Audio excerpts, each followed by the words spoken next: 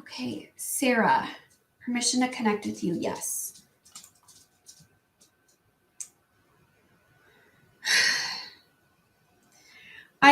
Speaking of what you wrote, Sarah, I saw a post yesterday how it was talking about how men really need us because females are the creators. We have the womb portals.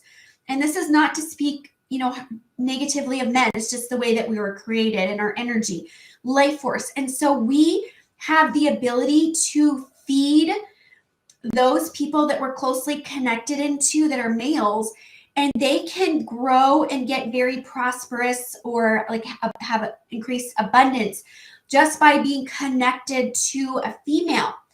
However, if it's an imbalanced union or relationship, they can end up siphoning that energy and then leaving you dry. Like they took what they needed from you to get their path forward, and then they just kind of left you in the dust.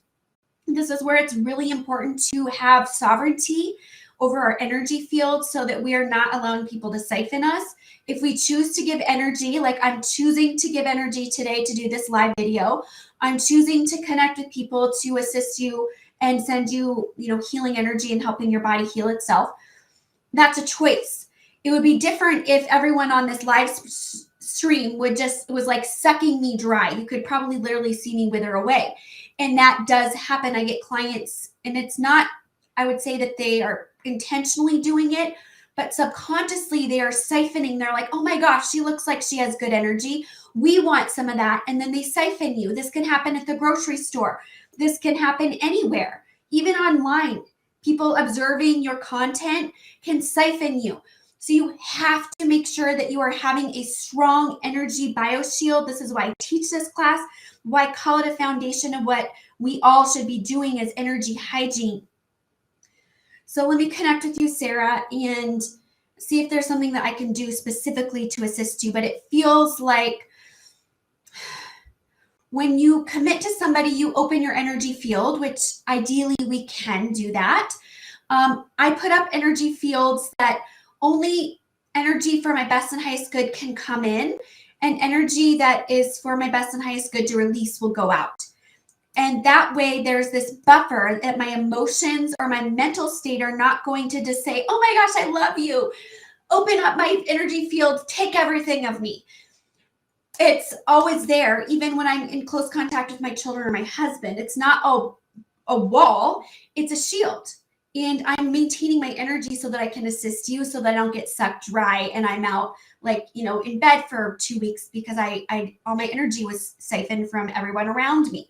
That would happen very easily. And this is why I feel like a lot of teachers who teach people how to do energy healing, I'm like, why aren't you focusing on energy hygiene? Why aren't you teaching people how to protect themselves first before you help others? Put on your mask in the airplane, get your own oxygen before you assist others.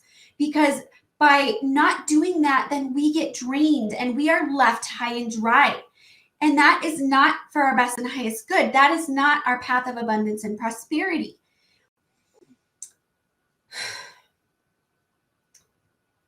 So at the core of you, Sarah, I see this seed of unworthiness. Most of us have seeds, and we can have many, many seeds, and they look black to me. And so because this seed is right at the core, it's like right near your assemblage point,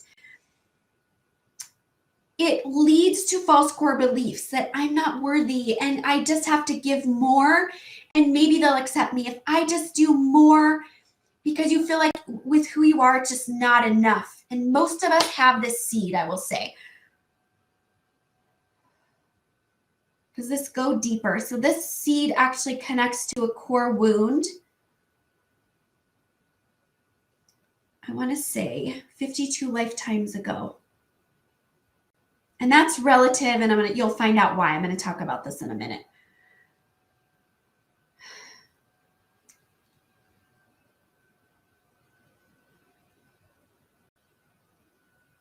I am not getting a good visual on what that core wound is. Do I need to know what it is to release it? No.